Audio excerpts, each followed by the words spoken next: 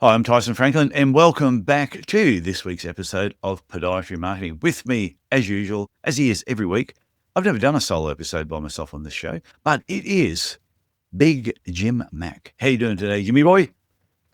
Tyson, I'm doing well. Getting excited. It's been beautiful here in Montreal.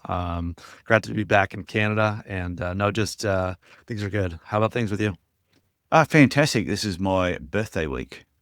There we So go. as this episode comes out, it is my birthday this week. So yeah, I'm open to gifts. If people want to send me something and say, hey, thank you for all the episodes that you've done, and we would love to send you a birthday gift, by all means, send away. There we go. So what are we talking about today?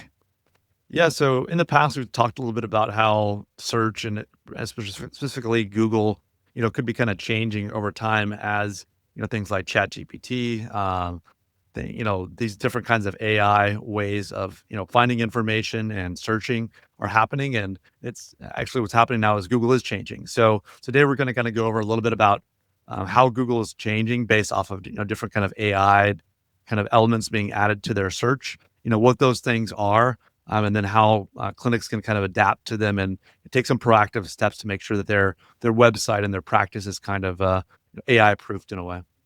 Yeah, I think it's a good idea because things are changing fast. I think back to way back when we did that first episode, we mentioned just ChatGTP, and it seemed like something so foreign. Now everybody's using one form or another. No, absolutely. These different kind of assisted, the search assisted by AI is, trying to help basically patients find the kind of care you provide, right? They go to Google, they're looking for kind of an answer to their medical problems, who can take care of their problems. And, the type of answers that can be provided by Google can be really, really helpful, almost to the point where, like we've talked about in the past, Google doesn't always want to send traffic to your website. So it's important to know what's going on with these different kind of forms of AI that Google is using when patients are looking for your practice, because it's going to really give you a better ideas and kind of better opportunities to kind of maybe someone down the street, the clinic down the street that doesn't know about these things, can kind of help you stay in front of the game to make sure your clinic is remaining visible, and the patients have the opportunities to make appointments even while Google is changing things up on you. Okay, so where should everyone start? Yeah, so we'll start by kind of like defining those kind of two new things that have kind of come onto Google that, kind of in plain English so people understand what those things are. And a lot of you maybe have already seen it if you've been searching on Google. First and foremost is what's called the AI overview. So when you're searching for, podiatry or podiatrist, or maybe it's the name of your town in podiatry, you're going to see at the very top of the regular Google search on these kind of almost like a live thing is being generated, right? So like it's not just like those links below or even the ads. They're going to see a paragraph that maybe has an expand area, and it's going to talk about this is what heel pain is, or this is how you should treat heel pain, or this is what a podiatrist is, and it's going to be a long explanation, and almost like Google's trying to answer all the patient's questions right there in that paragraph. Like I talked about previously, maybe there's not even a link to a clinic or a link to like Okay, a reference site. So that AI overview is kind of the first thing that most people have probably seen, but the next time you search for something on Google, take a look out for the AI overview. I'm going to do that because I think I have noticed it, even though not actually using Google as much to search things anymore. I've been using something else, but we're not talking about that in this episode. But I will. I'm going to next time I look at it. But I'm pretty sure I have seen it where it gives you a little bit more information in a particular area. So you're saying that Google is trying to answer the questions for them and go, hey, look at us, we're awesome. You don't need to go and talk to that particular business. Yeah, sometimes I don't think it hasn't affected the local quite as much. So maybe if you're typing in like the actual name of your town and podiatrist, maybe you're still gonna not pull up that kind of general AI overview. But definitely for anything that is like symptom specific, or what is bunion surgery, you're gonna get less of those kind of organic people coming to that blog post or that page on your site that maybe you wrote up. Maybe Google's gonna use that as a reference, but they're gonna put almost the full text in that area above the fold at the very top. So, if you're getting in the past, maybe you're getting patients coming to your website, they're looking for more, I would say, like informational, blog posts or pages to learn about different types of foot or ankle care, maybe they don't even go to those pages on your website anymore because those pages that are being created or those AI overviews that are being created on the Google within Google might just deliver the answer they're looking for there. And then they don't search any further. Yeah, they don't really search any further. Maybe they're going to be a little bit more specific about the type of search they use beyond that, but it is something to be considerate of. Okay, so the more generic the question, the more Google's going to probably use that. And then if the person gets the answer straight away, they go, "Oh, I don't need to know anything else." If they want more information, then they're going to have to dig further. Yeah, they're probably going to be prompted that now they have a little bit of understanding about maybe what the issue is, but they didn't go to your website, right? So, because what the path will sometimes happen is that when with Google is just links, maybe you wrote about 3 different types of bunion surgery, and the person clicked through and they went to, they went to XYZ podiatry, and they saw, they learned and they were building trust with you and your website, right? They see that Yeah. you're the expert. They see that they can make an appointment because there's a button there. Even though it's a blog post or informational post on a page, there is a way to interact and basically make that appointment potentially. But with the AI overviews, if they just read similar types of information on that AI overview while they're still on Google, there's no button to make an appointment on Google for your clinic in that same kind of educational or that kind of informational page. Well, I'm actually on the Google page because you said next time you do that. So I've actually clicked on there and done exactly what you said to do. And it's true, yeah. What is bunion surgery? Has bunionectomy over on the right-hand side, has a bit of information. There is a link to a particular clinic, but nothing local. Yeah. When I look on here, because it's such a vague question that I've asked or search, there's nothing local about any particular local business at all. Yeah, for sure. So then you'd probably have to be, like you said, more specific. Who does bunion surgery in my area? Yeah, that might not pull up those AI reviews, but definitely there is some traffic loss because of those educational, queries that patients are asking questions about. And jumping into the second part of the thing that like basically Yeah. Google has introduced is that if you go to google.com, at least in North America, maybe it's might because I have the Google Labs kind of the experimental features that they're doing that maybe they don't roll it out to everybody yet. But if you go to google.com, maybe if you have the Google Labs, maybe it's only in the US, but there'll be a button there now next to just the regular search that basically says AI mode on it. So when you basically search with AI mode, you're getting something almost similar to the AI overviews, but instead of, if you do ask things like podiatrist near me, it could pull up the kind of IP address of your computer or your mobile phone, and it's going to give you a list. Maybe it's going to give you a list of podiatrists. Has done that for me when I pull it up.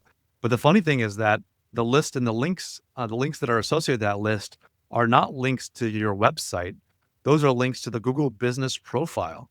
So like now, instead of linking out directly to your website to kind of hopefully build trust with patients and have them make an appointment, now they're going directly to these different Google Business Profiles. So like we talked about previously, the Google Business Profile has to be optimized in a way where, you're relevant so that the AI mode pulls you up, but also people can transact or make an appointment either by giving you a phone call or a good link that's on that Google Business Profile for them to make it easy for them to make that appointment. So it's like almost like another layer that people have to get through in order to go to your website. And you're just going to, a lot of people are seeing less and less traffic coming to their websites because of these two different features, both the AI overviews, like I talked about previously, and now this kind of Google search AI mode. Yeah, I have seen articles recently on some different platforms, some forums, and people have actually been talking about the amount of traffic for their businesses has just dramatically dropped. Not just a little bit. And they thought, oh, maybe it was 1 month, but then they've just seen it month after month. It actually get less and less. So this is probably exactly what's happening. Yeah, and it's kind of funny too because like the traffic, the kind of general traffic is getting less and less. But what's happening is that people, when they look at a percentage of kind of like the conversions or the number of patients that are actually making appointments, it's higher because they're getting all their information from Google. So the Yeah. only reason maybe they're even coming to your website now is to make that appointment. But it usually is less. You're getting less overall traffic. So there hasn't been seen like crazy dips when it comes to the amount of like conversions or patient appointments that are being made, but the overall traffic is down. And long term, that's not necessarily a great thing for a website and kind of for the general awareness of what you're trying to do in your local community. Yeah, there's something I said a coaching client yesterday, and I said, Google will give you information. I said, but your website will actually close the sale. That's what it should do, right? Yeah, and it's what you're talking about here is exactly what's happening where Google's now, hey, we can give you the information. You don't need to go anywhere else. But once they've got the information and they go, okay, now I need a podiatrist locally, your website then has to back up what it is that they're searching for. No, absolutely. And I think there's a lot of people who have been trying to, be number one for a ton of different search terms, right? They spend a lot of money on SEO. And there's definitely some terms now that are still super important. I think like you're talking about those transactional ones where they're going to make an appointment, but people are chasing different terms now that Google is providing those answers. So like even if you're ranked number one for, information about bunion surgery, if the patient's not necessarily reading it like on your website, there's that you're not really kind of building that trust or having the opportunity to kind of convert or for the patient to make an appointment there. So I'm not trying to diminish the value of SEO, but like we talked about in previous podcasts, making sure that you're locally relevant. That local SEO is becoming even more important because of the less informational educational pages are going to be seen by these patients. They need to make sure that you are local, so you're going to rank on maps in those areas where people are more likely to transact and make those appointments. Geez, Google's making it tougher for all those people that say, hey, we can get you on all these emails I get every week about they can get me on page one. Google's making it tough for them. Well, they're making it tough for them, but it's also that thought of like, I'm just going to build a website and people will find me, right? I'm just going to like Yeah. kind of, or just, I'm going to run some ads and just some generic ads and I'll be fine. Like, I don't really need to, it doesn't have to be kind of it's kind of the set it and forget it mentality. And, Google is more than happy to take those people's money and then basically benefit the people that are, staying engaged and understanding how things are working because you really have to train, you really need to train the AI how to trust and we'll kind of get into the specifics of what you should be doing, but you want to make sure that you're being trusted and quoted in these different places where they're pulling the AI overviews from, or you're understanding how the Google AI mode is working, so you can be one of those kind of trusted providers by the AI bots. Okay, so what can podiatrists specifically do to help with all this? Yeah, there's a few things that you can do. Number one, you want to make sure that you have pages built out for the different locations where you have your best patients from. Like we talked about previously, kind of areas we serve pages. So making sure that if someone two towns down from you, they have great patients, they always come see you. Make sure you're crafting a page that is relevant for them on your website. These should be pages also about the type of care even, maybe Google's pulling this information from your stuff, but, you want to make sure you have well-written pages about the different types of care you provide. These are 300 to 800 word pages. They don't have to be super long. They should be short and concise, but also feature things like, patient reviews and testimonials when possible, sometimes embedding video to make sure that, people are staying longer on the page to make sure you get the most opportunities to kind of have that patient trust you. Also, it comes down to like you want to make sure that you're utilizing FAQs and headers and these things that bots and different kind of crawlers will signify that this is a well-built page that we should send our traffic to. So this is usually utilizing SEO plugins like Rank Math or Yoast on the website to make sure that the kind of the code of the website is in a way that not only humans will react in a positive way to it, but also different types of website crawlers and AI bots. Never heard of rank math. Yeah, it's just basically kind of an add-on to a WordPress blog that will basically Okay. allow you to type in different meta descriptions or meta titles to make sure that they're very relevant and kind of hitting the different keywords that AI or different search crawlers are looking for. And that is why I let you look after all that side of stuff. Because let's be, like I do not build my own website. I write all the content for it. But when it comes to the technical side behind a website, there's certain people like you, Jim, who that's why you're there. That's why I don't touch it. No, it can be a tricky thing, right? Because a lot of even some clinic websites I've taken over in the past, they have one single page with the 30 different things that they want to treat. Maybe it's Yeah.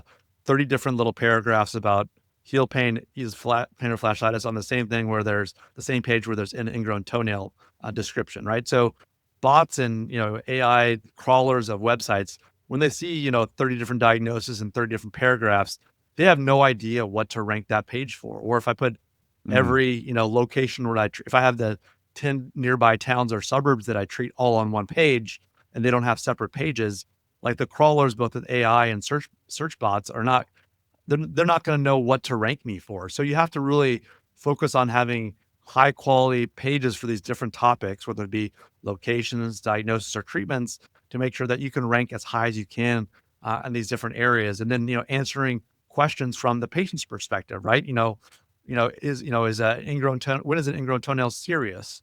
When should they see a podiatrist? And just, these are questions that they have that they don't have. They don't know if a toe is red and draining, from a nail. Is that something that I should, do bathroom surgery on, or is that something that I should go to the ER for, or is it, these are things you have to understand, kind of the important questions your patients are going to be asking, and then provide those questions for them, because that's the kind of things that, when people are going to start, putting things into Chat GPT or Gemini for Google, those are things they're going to start answering it. And these AI bots are going to be much better at surfacing those answers that are very relevant and true. So the more you can write up content like that, the more you can be engaged in answering patients' questions and having specific pages that answer their questions, the better off you and your clinic are going to be. Okay. And that's when you're talking about having a specific problem, having a specific page for that problem. Right. And therefore, it will look at that information and go, okay, we're going to rank that number 2 because of the quality of the information. Whereas it has, like you said, heel pain and ingrown toenails and nail fungus all on one page, just going, now I'm confused. Absolutely. And you can provide a lot, like Google and a lot of search engines are kind of based off of keywords. So there was ways to kind of game keywords, right? Like there are people like keyword stuff by just using that term a lot, but now people are out can ask a very specific question like, when should I see a podiatrist for an ingrown toenail? And if you have a page built around that, or it's a really specific section of the page, you answer it thoroughly in a way that, helps provides value to people, right? And like we Yeah. talked about, when people have Google Analytics kind of embedded or loaded up on the back end of their website, Google knows when people click that take an action button, or they stay there, and they don't go back and look for a different page. So that these search engines and AI are going to want to send people to the best answer. So, whether they're going to house that on their own system and then maybe give you a reference or maybe a link within the answer, you want to be seen in some way as the expert. So it's really, really important that these pages are built. Okay. What next? Because you've covered a lot so far. I know there's going to be more to come. Yeah, there's definitely more to come. And like that's talking about, the next step that's really important is to really distinguish yourself from others, to be seen as that local expert. Obviously, you don't want to be just seen as like just a generic clinic listing, right? AI is going to, especially Google's AI is going to pull a lot from a lot of different sources. Probably one area that they're going to pull from is, what type of reviews do you have? Your clinic is located in a certain area. Google and different types of AI chatbots and other things could probably ping your IP address to see where you're at. And so they can pull in things like either Google reviews, other types of medical site reviews, and it's going to put together, some type of score probably in the background about who is the most trustworthy. Is it all 5 stars with no comments? Is it 4.7 with someone that has parents, patients writing, paragraphs about the great care they received? So there's, as these search engines and AI bots are getting smarter, they can tell the difference between what feels very superficial and Yeah. almost like, not very relevant to something that is like feels human. They're getting a lot of engagement on their platforms, like we talked about in the past, whether it be LinkedIn or a Google post or anything. When people are commenting on different posts or willing to spend time telling their stories on different platforms, that's a huge sign. That's the biggest sign of engagement. And that's what, since people want Google and other companies want people to stay on their properties, that's the type of behavior they're going to incentivize. So it's really, really important that, a Google business profile is up to date with the amount of services you have, that, questions and answers on the site are updated, and, all questions that have an answer, that, you respond in a non-canned personal way to all the type of reviews you provide, whether it be a 5 star or a 1 star.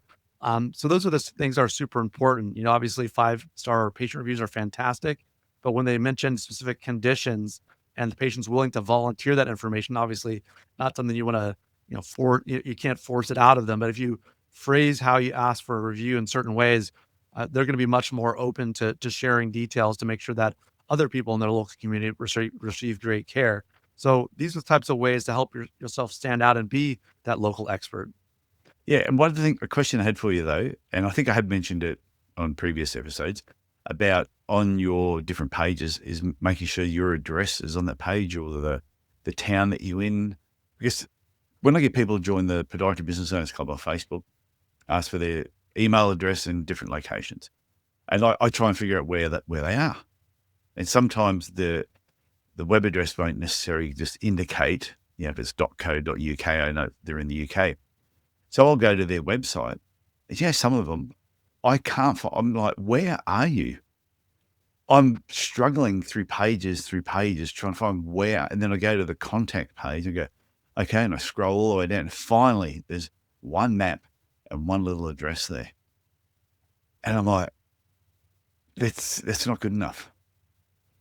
No, I think it's not good enough. I think, like I've talked about in the past, I build a lot of these areas you serve pages, but at the same time, I think there needs to be a very clear indication on the homepage, and then sometimes you have a separate location page that has the map, the directions, the actual address, the phone numbers of the clinics, and then also the hours of each of the clinics on a separate page that's very clear, usually in the menu, right? I think there can be some help.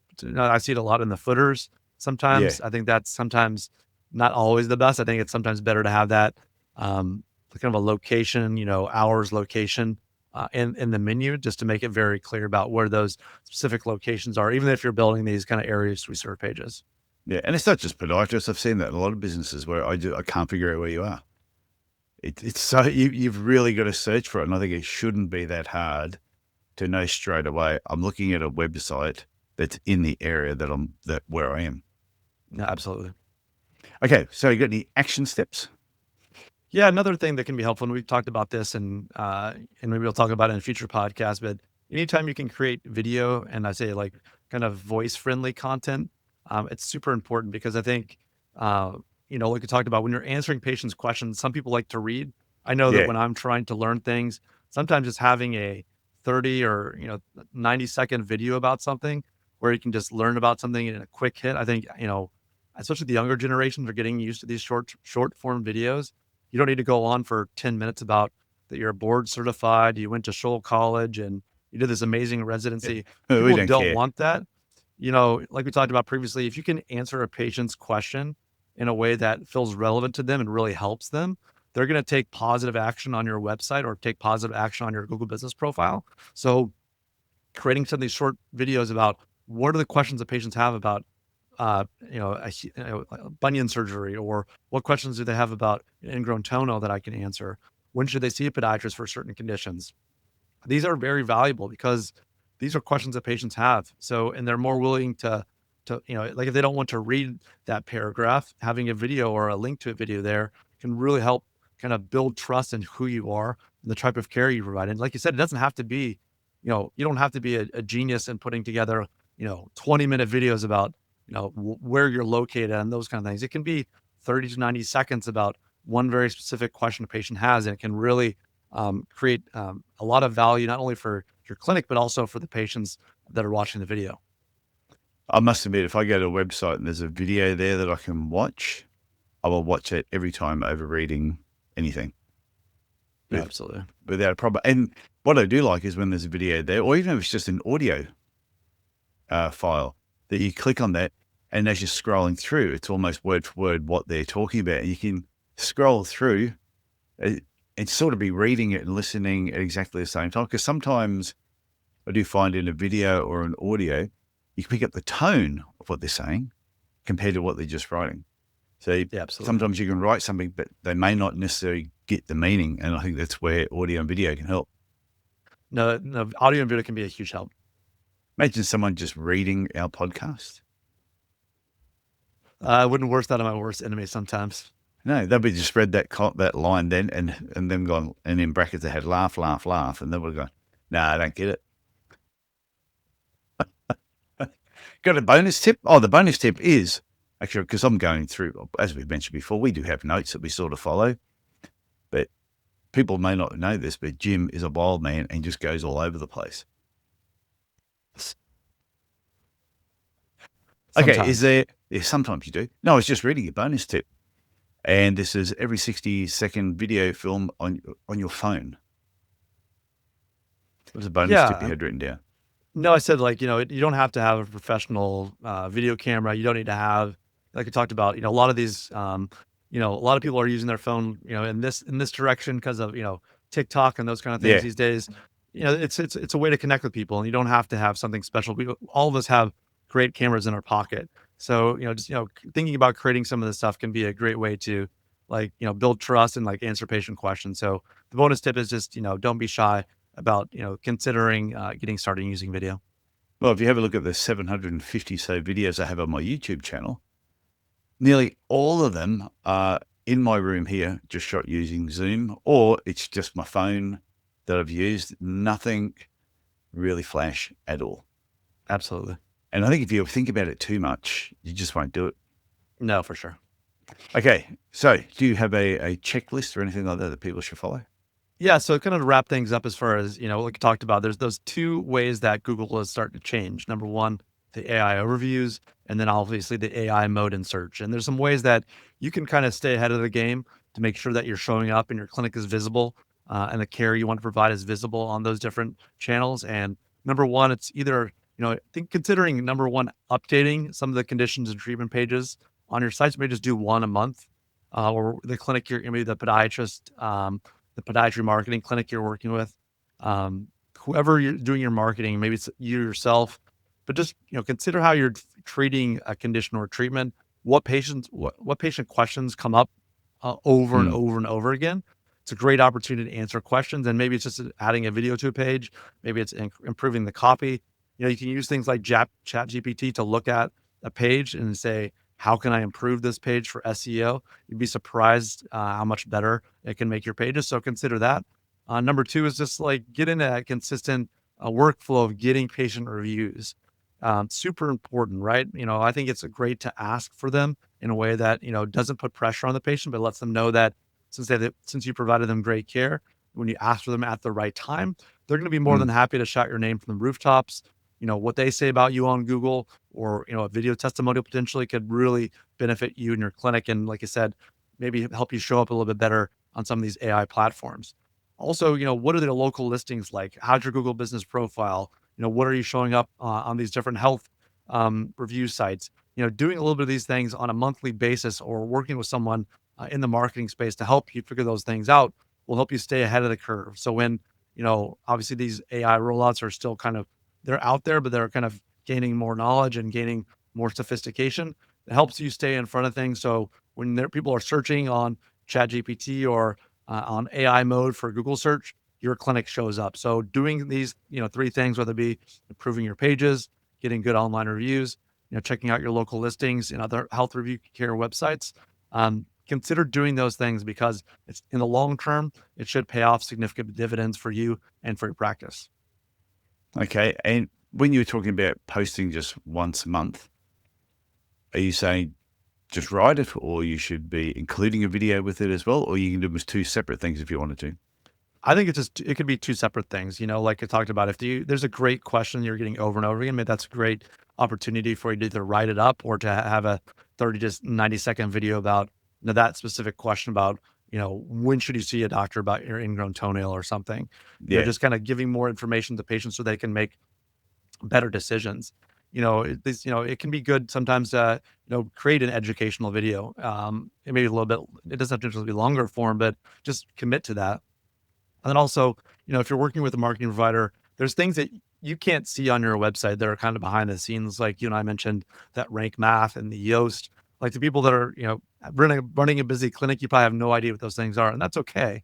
But you need to be working with someone that understands what schema markup is, how to optimize for mobile speed. These are things that should be taken care of on a monthly basis to make sure that your website's performing at a level that these different AI channels will rank you well, and kind of show you near the top of the list. Yeah. And just one thing I want to share with people, if you're not sure what to write about or what to shoot a video on, give your receptionist a sheet of paper and just tell her, every time someone rings up and asks a question, write it on that sheet of paper. Ask for the sheet of paper back at the end of the week. Look for the most common question, and there's your content.